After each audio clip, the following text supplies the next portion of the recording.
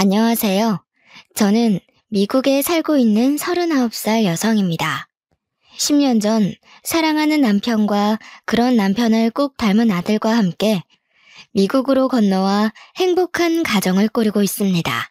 하지만 저도 이런 가정을 이루기까지 정말로 우여곡절이 많았습니다. 여러분은 자업자득 인과응보라는 말을 믿으시나요? 그리 오래 산 건 아니지만 그 말들이 생생히 증명되는 삶을 살았다고 해도 과언이 아니랍니다. 앞으로도 그럴 거라고 믿고요. 가족들이 필사적으로 반대하고 비난하는 가난한 남자와 결혼을 하고도 행복한 가정을 이룬 저의 이야기 한번 들어보시겠어요? 저는 딸부잣집 막내로 태어났습니다. 아버지는 중소기업 간부 출신이신데 젊은 시절 밑바닥부터 임원까지 올라가신 전형적인 자수성가 가장이셨어요. 항상 일 때문에 바쁘셨지만 가정적이고 온화한 성격으로 딸 셋을 모두 이뻐하셨답니다.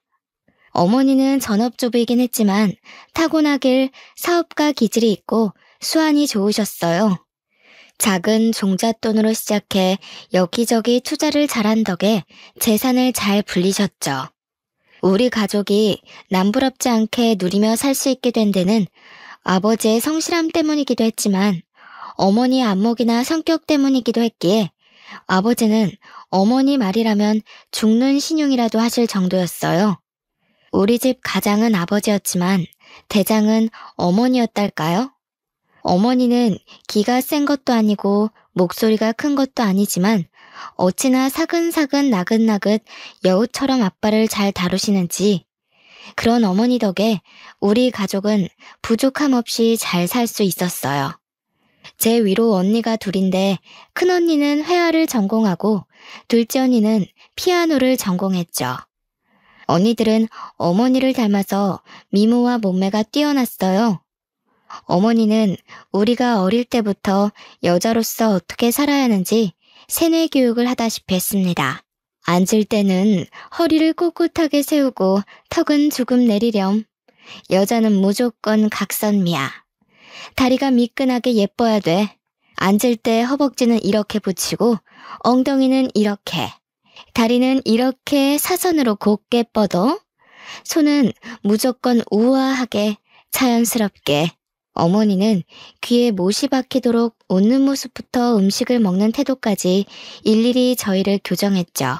그 다음에는 어떤 남자를 어떻게 만나는지가 중요하다는 얘기도 늘 따라왔습니다. 언니들은 어머니 말을 하나부터 열까지 다 잘 따랐어요. 저 역시 어릴 때는 어머니의 말을 잘 들었죠. 3살 버릇 여든 간다는 말이 있듯이 지금도 어릴 때 배운 대로 습관적으로 나오는 포즈가 있을 만큼요. 저는 모든 친구들이 어머니에게 이런 걸 배우는 줄 알았어요. 그게 아니라는 걸 알게 된 사춘기 때부터는 어머니 말을 듣기 싫어서 하라는 대로 안 했어요.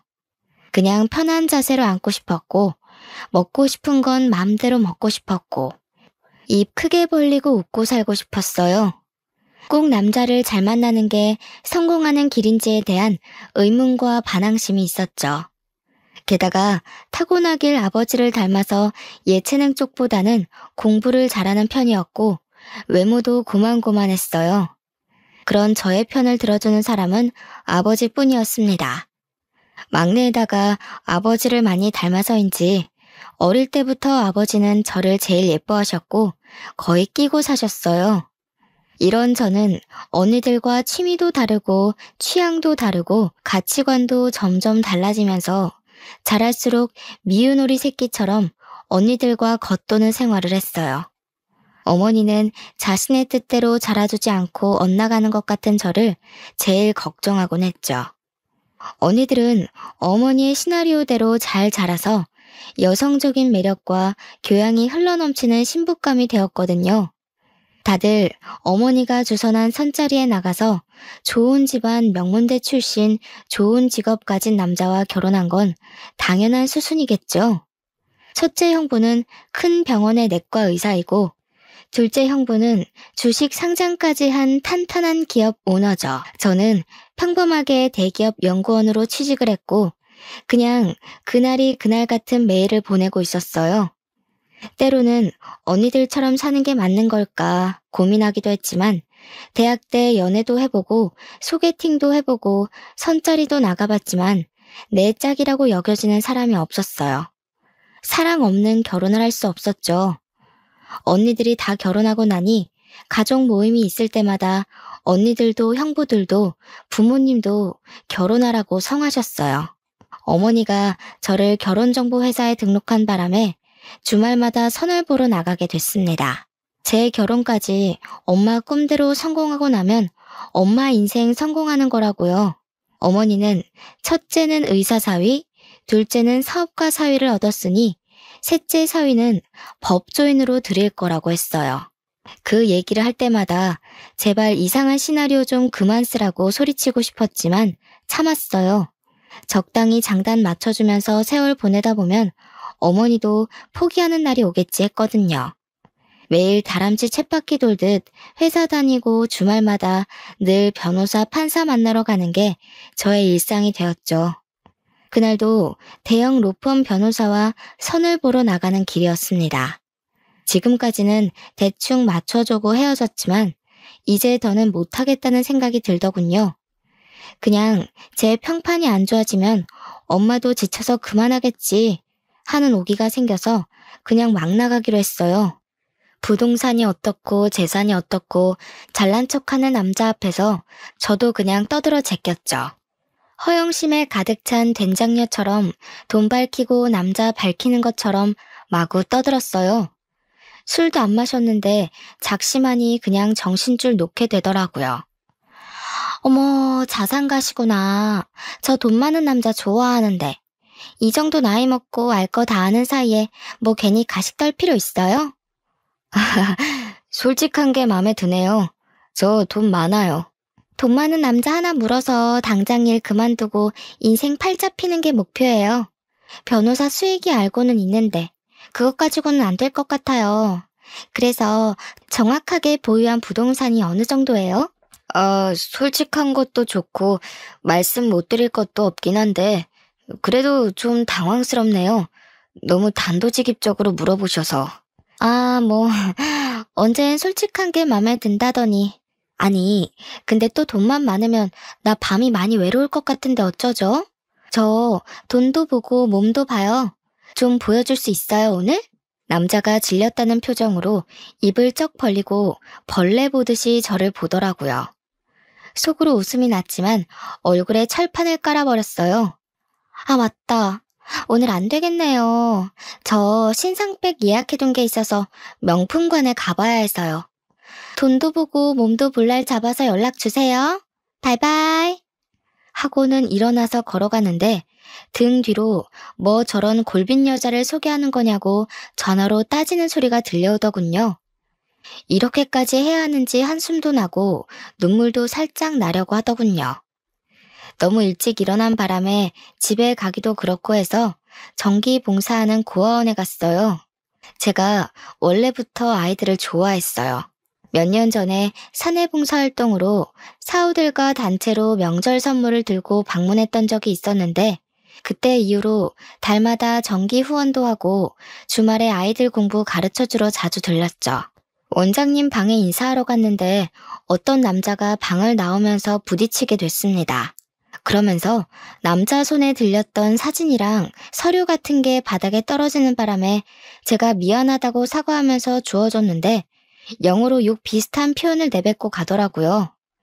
안 그래도 기분이 안 좋았는데 욕까지 듣고 정말 기분이 상했지만 그래도 제가 좋아하는 아이들 만나서 공부도 가르쳐주고 같이 놀면서 마음이 많이 풀렸어요. 집에 갈 준비를 하고 나오니 비가 억수같이 내리고 있더군요. 중앙 현관에서 주차장까지 뛰어가려고 심호흡을 하는데 선생님, 우산 써요! 초등 2학년짜리 남자아이가 저를 배웅해주겠다고 급하게 부르지 뭐예요. 늘 유난히 저를 따르는 아이였어요.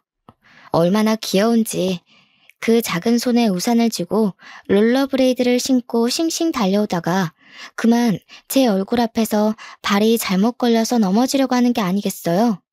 그대로 넘어지면 크게 다칠 것 같아서 아이를 잡으려다가 둘이서 껴안고 같이 흙탕물 바닥에 뒹굴고 말았습니다. 선본다고 차려입은 흰색 투피스 정장이 흙물 범벅이 되고 아이는 미안하고 놀라서 울음을 터뜨렸죠. 저는 진흙바닥에 주저앉아 완전 엉망이 되어버린 제 몰골이 웃겼던 건지 왜인지 알 수 없지만 그냥 가슴이 시원해져서 웃음을 터뜨리고 말았어요. 녀석을 달래주고 흙탕물로 젖은 옷을 대충 스카프로 닦아내고 집으로 향했습니다.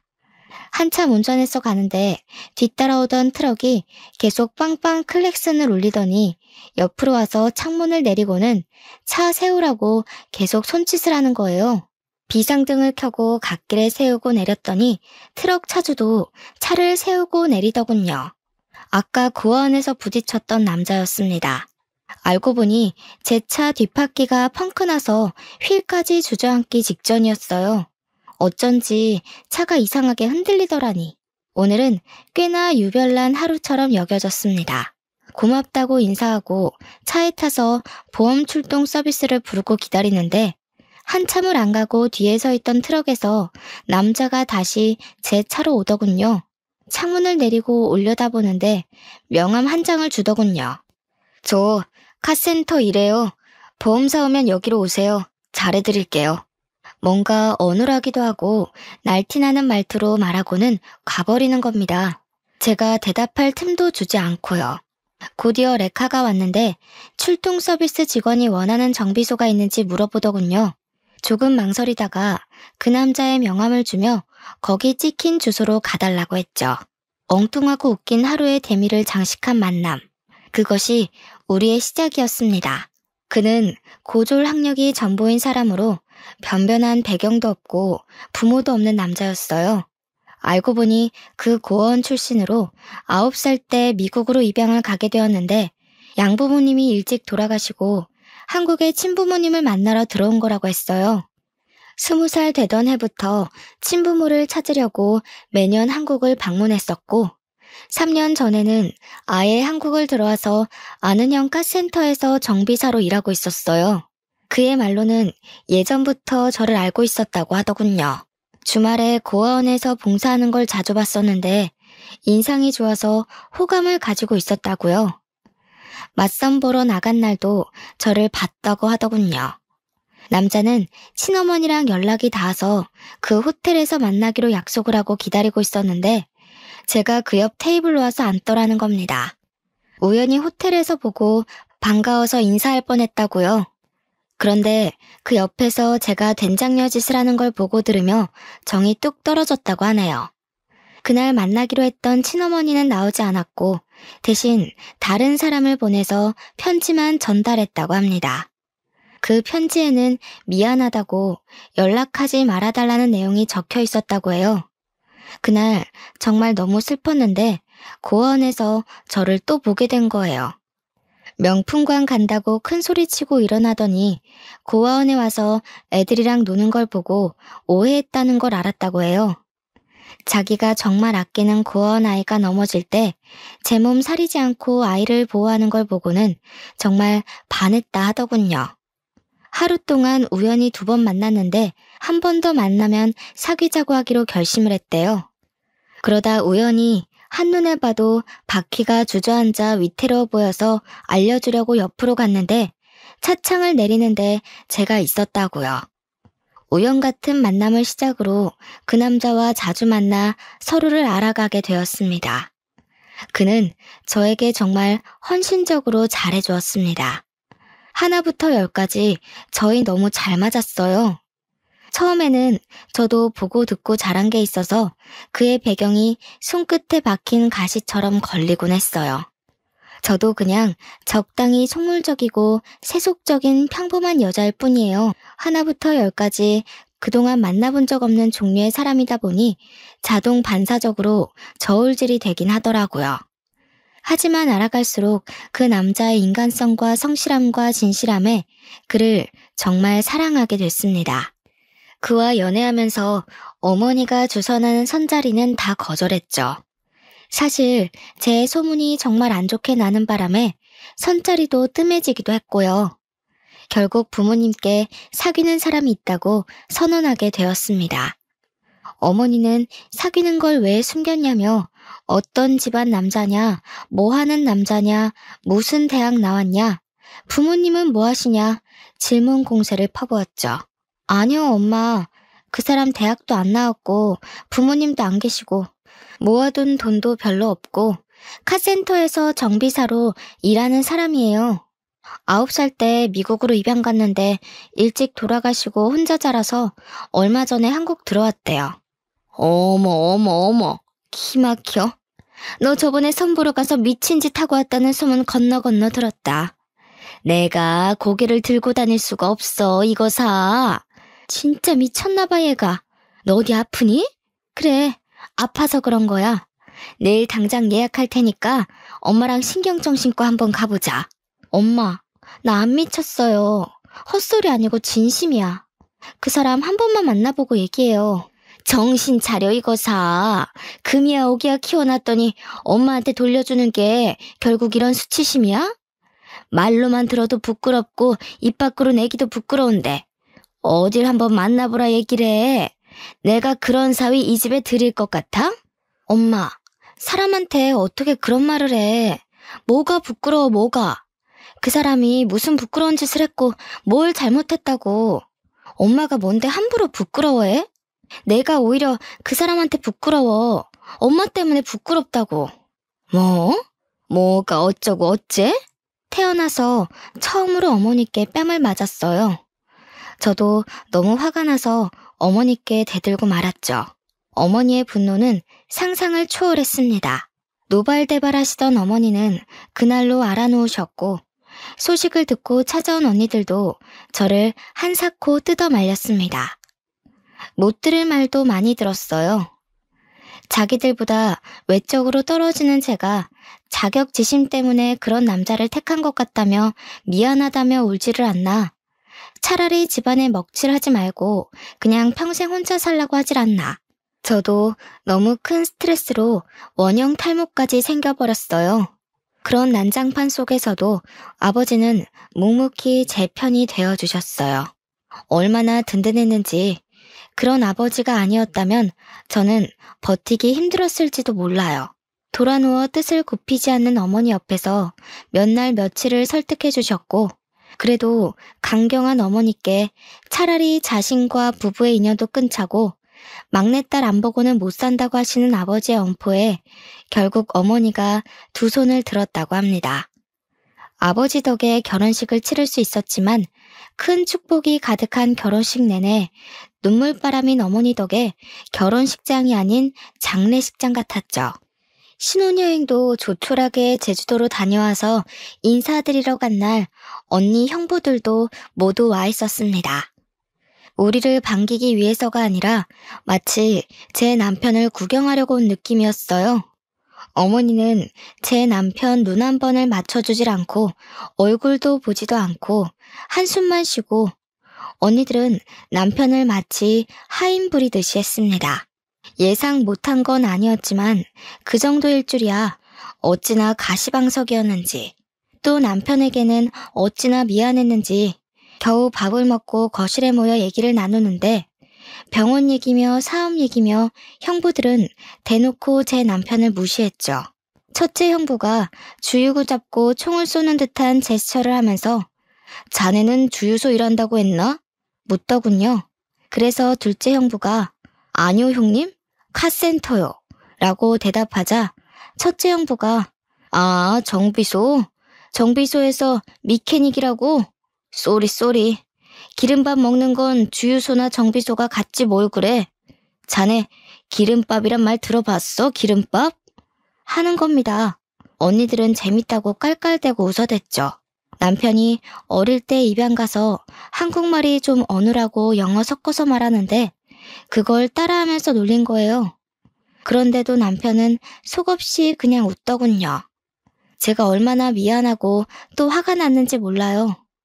그날 형부들이 부모님 모시고 아버지 퇴직 축하를 위해서 요트 크루즈 파티를 하자고 제안을 하더군요.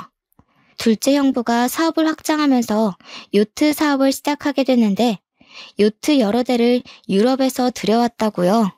지난달에 도착해서 점검이 모두 끝났고 시승식도 완료했고 요트 운전 자격증도 미리 따둬서 본인이 운전할 예정이니 그중에서 제일 멋진 요트에서 파티를 하자고요. 올해 공들여서 준비했던 요트 크루즈 사업이 이제 시작 단계에 있습니다. 아버님, 요직은 퇴직 후부터 또 제2의 인생이라고들 하지 않습니까? 저희 회사 새 사업과 아버님 인생 제2막이 동시에 시작되니 얼마나 또 축하할 일인지 모르겠습니다. 제2의 인생 멋들어진 요트에서 함께 시작하시죠. 아유, 우리 김서방 대단하다 대단해. 사업 돌보느라 바쁠 텐데 언제 요트 운전까지 배웠을까? 말하는 건 또 어쩜 이렇게 이쁘게 하나 몰라. 그렇죠 여보? 그래, 고맙네 김서방. 참 내가 복이 많네. 아닙니다 아버님 어머님. 제가 당연히 할 일인데요. 이가 척을 얼마나 생각하는지 몰라. 이번에 요트 크루즈도 시댁 어른들보다 우리 아빠 엄마를 먼저 챙기는 거 있지? 예, 누가 들으면 김서방만 사위 노릇 제대로 하는 줄 알겠어? 우리 민지 아빠는 뭐 우리 집에 못하니? 아 언니, 형부가 우리 집에 못한다는 게 아니라 이 사람이 잘한다는 얘기지. 누가 형부가 못한다 그랬어? 안 그래도 며칠 전에 엄마한테 들었어. 형부가 아빠 엄마 건강검진 프리미엄 코스로 예약해드렸다면서? 엄마가 전화 와서 얼마나 자랑을 하는지. 형부, 제 귀에 피나는 줄 알았어요. 장모님도 참. 의사 사위가 매년 당연히 해드리는 건데 뭘 또 그렇게 자랑까지 하셨어요. 어머, 그랬어? 그러니까 엄마도 참. 뭘 그걸 전화까지 해서 자랑을 했대. 아, 자랑이지. 큰 자랑이지. 의사 큰 사이가 때 되면 고급 풀코스로 건강검진 시켜줘. 사업가 둘째 사이가 사업도 승승장구하고 때마다 좋은 구경 시켜줘. 내가 우리 사위들 자랑하고 싶어서 친구들 더 만들 판이네. 어쩌면 이렇게 사위복이 많아서 얼마나 감사해. 얼마나 좋아. 어머님, 총 쏘는 셋째 사위도 있지 않습니까? 형님, 주유소가 아니라 정비소라니까요. 아, 그랬어? 자꾸 헷갈리네. 이러나 저러나 기름밥 먹는 건 똑같다니까. 그 조크는 들어도 웃기네. 다들 그날의 계획으로 이야기꽃을 피우고 어머니는 아예 제 남편을 등지고 앉아서는 형부들에게 우리 사위들 덕에 호강한다며 좋아하는데 우리 부부만 덩그러니 외로운 섬처럼 앉아 있었습니다. 아니, 모르겠어요. 그냥 남편은 그저 조용히 미소만 띠고 있더군요.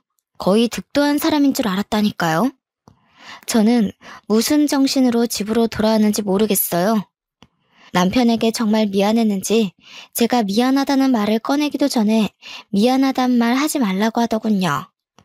그냥 저를 만나고 저의 가족이 되어서 세상의 유일한 자기 편인 제가 있어서 감사하다고요. 부모님과 언니들과도 진짜 가족이 된다면 정말 좋겠지만 그런 욕심 안 부린다고요. 그 말에 저는 또 얼마나 울었는지 몰라요. 다시는 가족 모임에 가고 싶지 않았지만 요트 크루즈에 참석하게 되었습니다. 아버지 퇴직 축하 가족 모임이었기에 빠질 수가 없었어요. 날씨도 좋고 바람도 적당하고 모든 것이 완벽한 날이었어요. 바다 멀리까지 요트를 띄웠죠. 우아한 음악이 흘러나오고 샴페인과 신선한 음식들까지. 부모님도 선베드에 누워 즐기시며 사위 덕에 호강한다고 얼마나 좋아하셨는지요. 형부들도 자기들끼리 주식 얘기며 정치 얘기며 그들만의 세상이 있었습니다. 저희 부부만 거기 끼지 못하고 서 있는데 형부들이 마치 종업원을 대하듯이 손짓으로 남편을 부르는 겁니다. 배 안에서도 제 남편에게 심부름을 시키더군요. 어이, 따로 칠링해둔 샴페인 좀 더 가지고 와. 저 뒤로 돌아가면 있을 거야.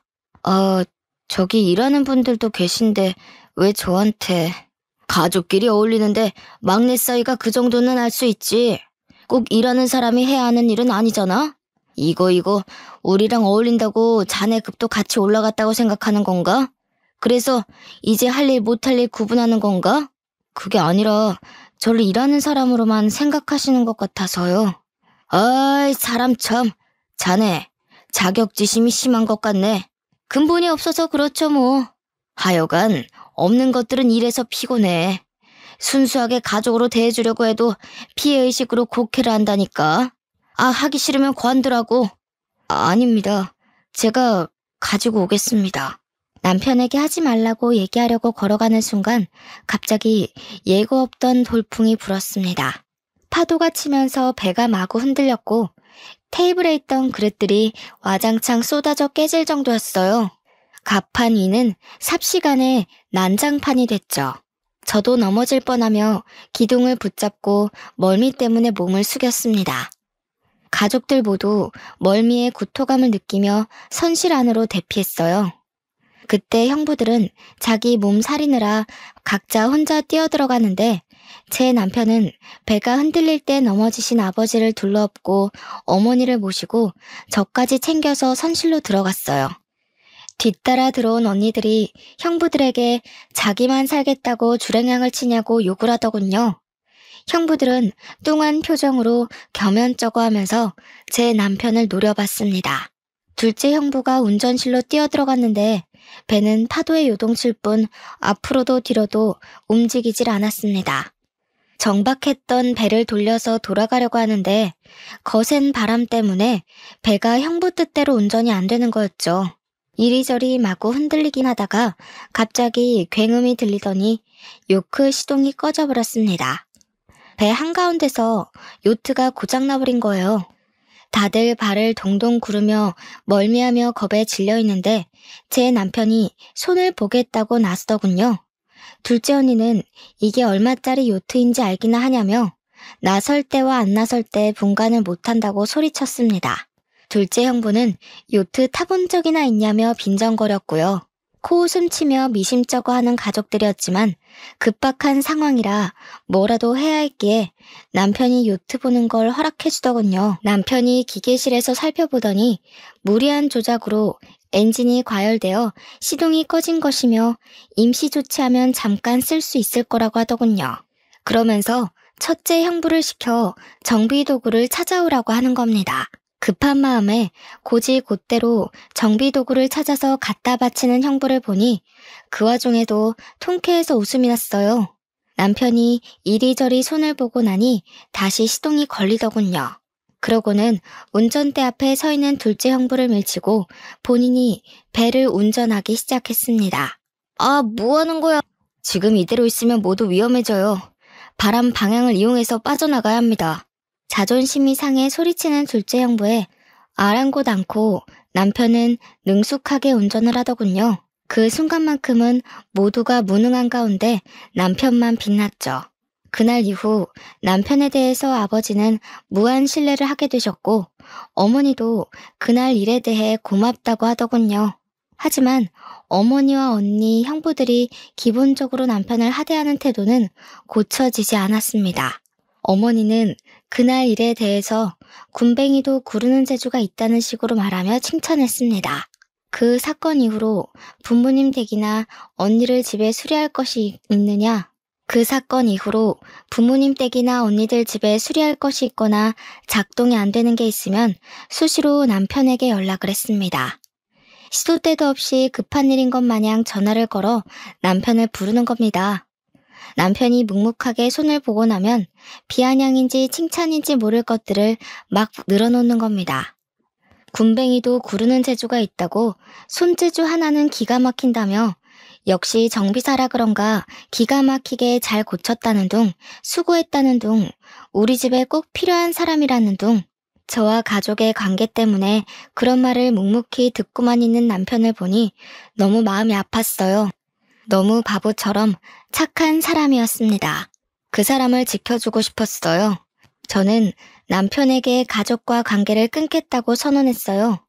이렇게 자연스럽게 친정집과의 왕래는 점점 줄어들었고 특별한 행사가 없으면 부모님도 언니들도 만나지 않게 되었어요.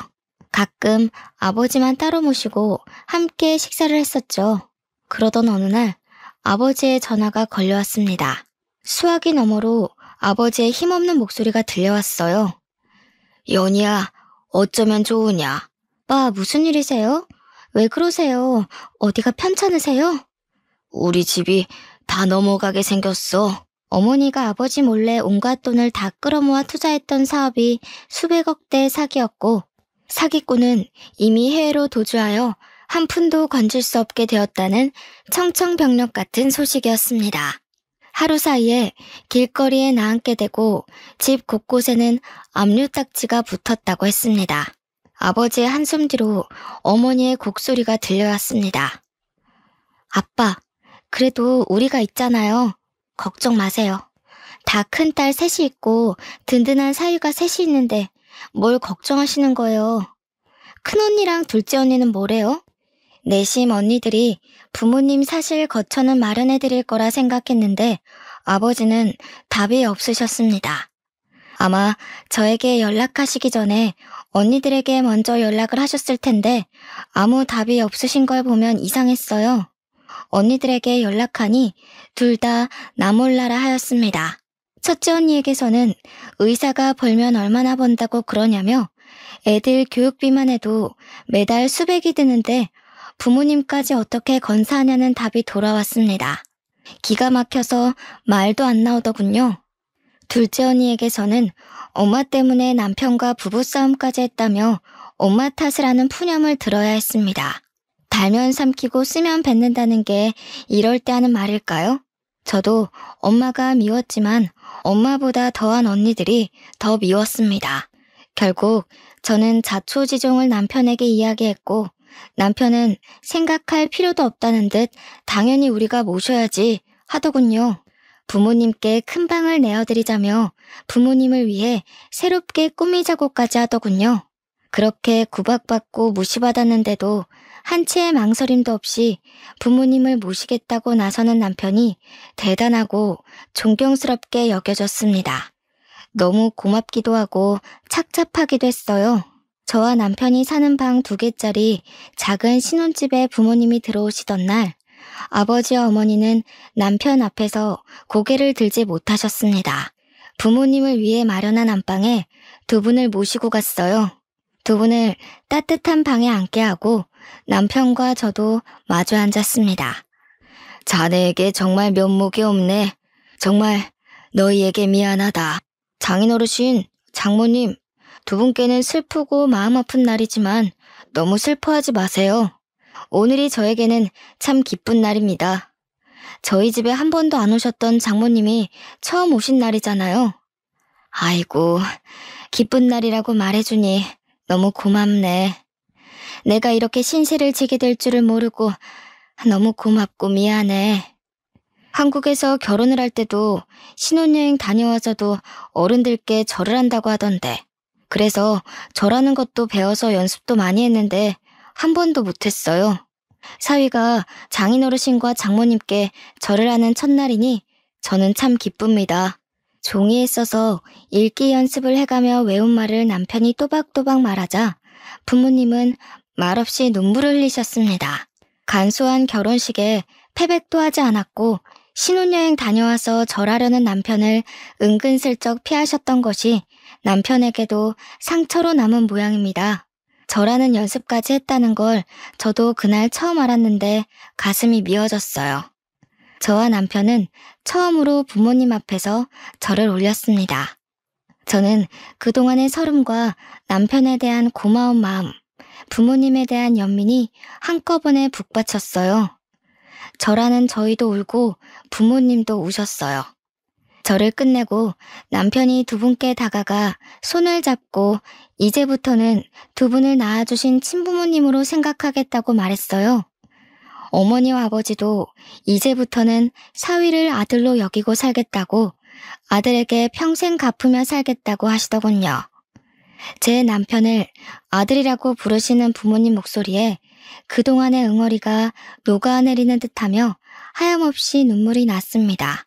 그날 밤 부모님과 저희는 얼싸안고 얼마나 울었는지 모릅니다. 그 뒤로 부모님은 제 남편을 아들이라고 부르십니다. 그렇게 부모님을 모시고 살던 어느 날 남편이 미국에 정리할 것이 있다며 잠깐 다녀오겠다고 하더군요.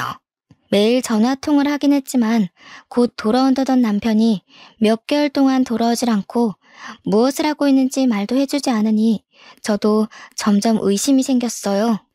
혹시 이 남자도 우리 집이 망해버려서 볼 것이 없어지니 도망을 간 건가? 하는 못된 의심이요. 그도 그럴 것이 정확히 미국 어디에 있는지도 말해주지 않고 찾아가겠다고 해도 조금만 기다려달라고 하고 무엇을 정리하고 있는 것인지도 말해주질 않았거든요. 때로는 연락이 잘 되지 않을 때도 있었습니다. 불안해하는 저를 다독여준 건 오히려 부모님이었어요. 그는 그럴 사람이 아니라며 남편 편을 들어주시더군요. 그러는 사이 형부들이 차례로 망하고 있다는 소식이 들려왔습니다. 소문에 첫째 형부는 재단에 막대한 피해를 입혔다는 이유로 권고사직 당했다고 하더군요.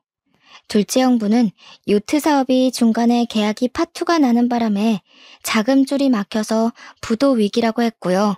이 소식도 당장 돈이 급해진 큰언니와 둘째 언니가 혹시나 부모님께 받을 게 없나 해서 연락을 해온 덕에 알게 됐죠. 내칠 때는 언제고 받을 것 챙기려고 연락을 해온 언니들이 야속하기만 했습니다.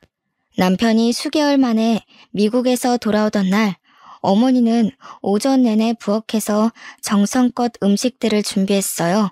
온종일 잔치가 열릴 것처럼 온 동네 맛있는 냄새가 진동을 했죠. 거의 뷔페처럼 한식 요리를 준비하는데 남편이 뭘 좋아할지 몰라서 다 준비하신다며 웃음이 만발했습니다. 아이고, 우리 아들 왔어? 우리 아들. 남편이 집에 들어왔을 때는 저보다 먼저 달려나가 정말 신발을 신지도 않고 버선발로 현관에서 남편을 맞이했어요. 그러고는 남편 앞에 선 어머니도 뒤따라 나간 저도 아버지도 뭔가 낯선 남편이 어색해 한참을 마주봤습니다. 결혼식 때 말고는 본 적 없는 말끔한 정장 차림에 고급진 가죽 서류 가방을 들고 헤어스타일까지 단정해진 남편 모습이 의아하면서도 아주 멋져서 탄성을 질렀죠. 남편은 그냥 웃으며 아주 맛있는 냄새가 난다며 배고프다고 너스레를 떨었습니다. 뭔가 변한 듯한 남편의 모습이 조금 낯설었지만 싫지만은 않았어요. 식탁에 둘러앉아 점심 식사를 시작할 무렵 초인종이 울렸습니다. 문을 열기 무섭게 언니들과 형부들이 들이닥쳤습니다. 어머, 언니, 형부, 무슨 일이에요? 갑자기 연락도 없이 이렇게 오세요. 주변의 소란스러움에도 미동도 없이 식탁에 앉아 묵묵히 밥을 먹고 있는 제 남편 앞에 언니들과 형부들이 무릎을 꿇는 겁니다. 저는 너무 놀라서 가슴이 철렁 내려앉았어요. 상상해 본 적도 없고 일어날 일이라고 생각한 적도 없는 눈 뜨고 보면서도 믿기지 않는 장면이었거든요. 자네, 몰라봐서 미안하네. 내 이렇게 용서를 구하네. 한 번만 살려주게. 제부, 정말 미안해요. 우리 그동안 정을 봐서라도 우리 좀 살려줘요. 저죄, 진짜 미안해. 우리가 격이 없이 대한다고 한 게 마음이 상했나 본데 이렇게 빌면 마음이 좀 풀릴까? 응? 정말 이렇게 빈다 연이야. 제부, 정말 미안해요. 아니 형부들, 언니들, 갑자기 쳐들어와서 밑도 끝도 없이 이러시면 어떡해요. 도대체 무슨 소리 하시는 거예요? 여보, 이 사람들이 지금 왜 당신한테 이러는 건지 당신이 얘기를 좀 해봐요. 제 말에 남편이 숟가락을 놓고 고개를 들었습니다. 어머니, 응 아들. 어머니가 해주신 불고기하고 미역국을 먹으니 정말 집에 왔다는 게 실감나요. 너무 그리웠어요, 이 맛. 그러더니 자리에서 일어나 아버지 어머니께 보여드릴 것이 있다며 함께 가자고 하는 겁니다. 남편은 형부와 언니들을 철저히 무시하고 있었습니다. 이게 대체 무슨 일인지. 저는 아버지와 어머니와 함께 어리둥절한 표정으로 남편을 따라 나섰습니다. 등 뒤로 형부들과 언니들이 저희를 부르는 목소리에 이어서 서로 싸우는 소리가 들려왔습니다. 집 앞에는 고급 외제차가 주차되어 있었습니다. 남편은 그 외제차에 부모님과 저를 태우고 말없이 시동을 키더군요. 남편이 운전하는 차를 타고 가는 동안 그간의 자초지정을 들려주었습니다. 남편의 양아버지 아버지, 즉 양할아버지가 미국에서 요트 사업을 하는 대부호였다는 겁니다. 양부모님이 일찍 사고로 돌아가시고 할아버지께서 남편을 키워주셨고 남편이 성인이 되고 사업을 물려받으라고 하셨습니다. 하지만 남편은 친부모님을 만나고 싶어서 한국에 들어온 거였고요.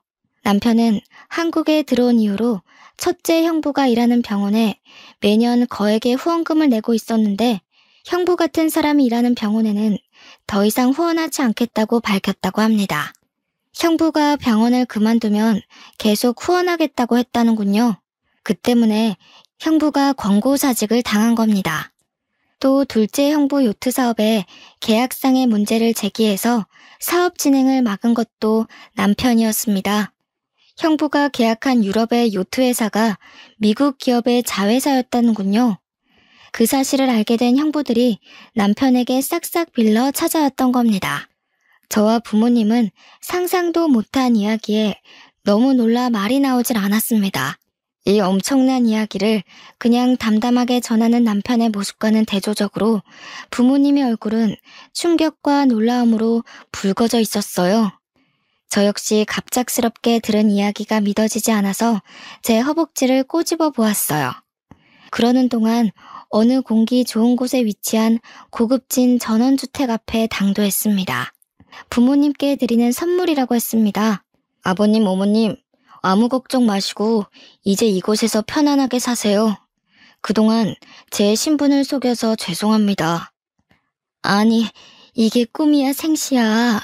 대체 이게 다 무슨 일인지 믿어지지가 않네. 남편은 자신의 재산만 보고 다가오는 사람이 많아서 사람을 믿지 못했다고 합니다. 학교도 졸업 못하고 입양아에 가진 것도 없는 자신을 봐준 유일한 사람이 저였다고 해요. 아무것도 가진 것이 없지만 그냥 사람으로 사랑해준 저에게 뭐든지 해주고 싶었다고 합니다. 놀라움의 연속이었습니다. 제가 원하는 건 오직 그 사람뿐이었는데 너무 많은 것을 받았어요. 저는 심성이 고운 그 사람을 험한 세상에서 지켜주고 싶었는데 오히려 그 사람이 저를 지켜주네요. 어머니는 펑펑 눈물을 흘렸습니다. 아이고 아들아, 고맙고 고맙다. 하지만 나는 이걸 받을 자격도 염치도 없구나. 어머니, 연희를 낳아주신 어머니이시니 그리고 이제 저의 어머니이시니 받으실 자격이 되고 말고요. 옛일은 모두 잊으시고 우리 이제 앞으로 행복하게만 살아요. 어찌 있겠니? 내가 정말로 미안하다.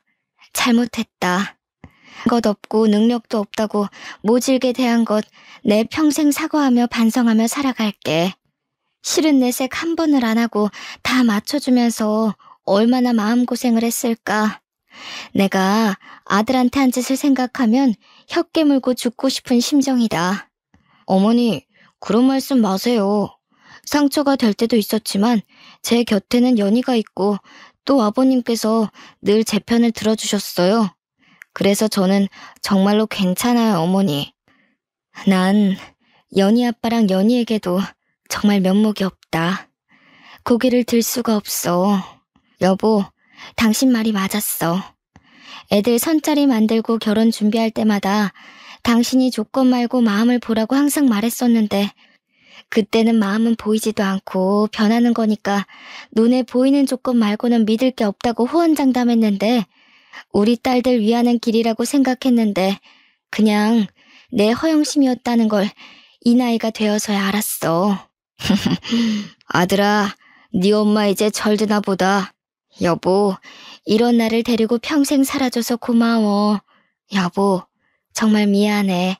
나는 노년의 당신 덕분에 방 한 칸 없이 낳았는 신세가 됐지만 오히려 마음은 편했어. 당신이 이제 정말로 변하고 진심으로 아이들을 대하는 것 같아서. 어머니, 이제 그만 울고 그만 미안해하세요. 이렇게 좋은 날 너무 많이 우시니 저도 마음이 아파요. 그럼아, 이제 울지 않을게. 너무너무 고맙다. 내 평생 감사하며 갚는 마음으로 살아갈게. 첫째 언니와 둘째 언니는 모두 이혼을 했습니다. 알고 보니 형부들은 모두 우리 집의 재산을 보고 결혼을 했던 거더군요. 의사인 큰형부는 처가에서 개인 병원을 내줄 것으로 생각하고 그동안 장인 장모에게 공을 들였던 건데 한순간에 처가가 망한 데다 본인도 병원에서 쫓겨나게 된 건 모두 큰언니 때문이라며 거액의 위자료 청구 소송을 했지만 패소했습니다. 큰언니는 입시 미술학원 강사로 일하며 생계를 유지하고 있다고 들었습니다. 둘째 형부도 처가 재산을 믿고 무리한 사업 확장을 했던 건데 처가에 손 벌릴 수 없게 되고 요트 사업마저 불발되는 바람에 부도가 나 한순간에 길바닥에 나앉게 되었습니다. 잦은 부부싸움 끝에 합의 이혼을 했다더군요. 둘째 언니는 저희 남편이 부모님께 마련해드린 집에서 눈칫밥을 먹으며 더부살이하고 있어요. 사실 언니들이 저와 남편이 부모님께 해드린 노후자금에 기대서 살고 있다는 걸 전부터 알고 있지만 그래도 혈육이 뭔지 부모님 생각해서 모른 척하고 있습니다. 저와 남편은 그 후 고아원에서 9살 남자아이를 입양하였습니다.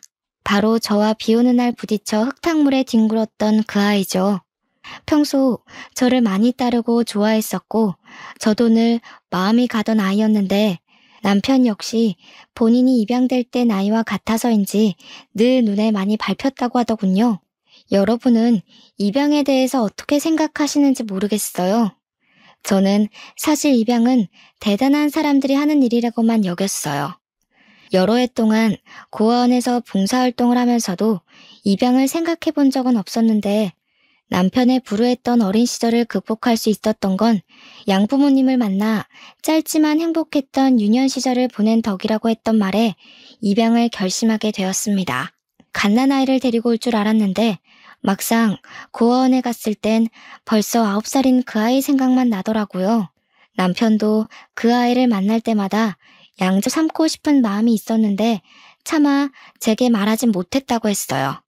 제가 먼저 입양을 제안했을 때 너무나도 기뻐했어요. 아이도 늘 혼자 생각했다고 합니다. 일기장에도 쓰곤 했대요. 그 아줌마가 우리 엄마였으면 좋겠다. 그 아저씨가 우리 아빠였으면 좋겠다 하면서요. 저와 남편이 서로를 모르던 때부터 말이죠. 이런 것이 하늘이 이어준 인연일까요? 우리 모두가 서로를 원했으니까요. 아이와 함께 우리 세 가족은 미국으로 떠나왔습니다. 남편이 본격적으로 사업 경영에 뛰어들어야 했거든요. 그렇게 떠나온 지 어느새 10년이 흘렀습니다. 의도한 건 아니지만 우리 부부에게서는 아이가 생기질 않더군요. 우리 아들 배 아파 낳은 건 아니지만 하늘이 이어준 감사한 인연으로 여기며 귀하게 키웠습니다. 몇 년에 한 번은 한국에 들어가 부모님을 뵙기도 하고 부모님 생활에 바쁘다 보니 또 마음만큼 자주 뵙기가 어렵더군요. 9살이던 우리 아들은 이제 어엿한 대학생이 되었고요. 며칠 전 아들이 친부모님을 찾고 싶고 한국에서 살아보고 싶기도 하다고 한국에 가고 싶다고 하더군요. 자기 능력만으로 한번 살아보고 싶다나요? 저희 부부는 흔쾌히 아들의 여행을 허락하며 행운을 빌어줬습니다. 굿럭, 언제든 돌아올 곳이 있으니 마음껏 세상을 경험하고 오라고요. 앞으로 10년 뒤 저는 또 어떤 삶을 추억하고 있을까요? 10년 뒤 우리 아들은 어떤 이야기를 들려줄까요? 그저 바라건대 우리 아들에게도 전략이 아니라 진심이 통하는 인연이 온다면 좋겠습니다. 지키고 싶은 것을 찾고 스스로 지킬 때 자신도 지켜지는 거라는 걸 알게 되면 좋겠고요. 그럼 더 바랄 게 없을 것 같아요. 하지만 제가 경험했듯이 자식의 인생이라는 건 엄마의 시나리오대로 흘러가는 게 아니거든요. 그러니까 굴럭을 빌어주는 것 말고는 할 수 있는 게 없네요. 여러분의 지난 10년은 어떠셨나요? 또 앞으로의 10년은 어떨까요? 계획대로 생각한 대로만 흘러간다면 편안할 수는 있어도 재미는 없겠죠. 하지만 삶이 계획대로 흘러가든 아니면 뜻밖의 일들로 가득하든 분명한 건 주는 만큼 돌려받는다는 말은 정말 맞는 것 같아요. 살아보니 그렇더라고요. 받으려고 하지 않았지만 그래도 진심으로 살려고 노력했더니 기대하지도 못한 선물들을 많이 받았던 것 같습니다. 또 이 선물들을 주변에 좋은 마음으로 나누며 살다 보니 결국 돌려받게 되더라고요. 마찬가지로 주변을 물질만으로 평가하고 관계하는 자는 결국 물질로 망하더군요. 삶은 늘 시나리오대로 흘러가지는 않지만 어떤 일을 하든 자업자득 인과응보란 건 잊지 마세요. 거기에 행운이 한 스푼 보태어지면 더할 나위 없겠죠. 그러니까 여러분에게도 크로스핑거스 늘 행운이 함께하기를 응원합니다.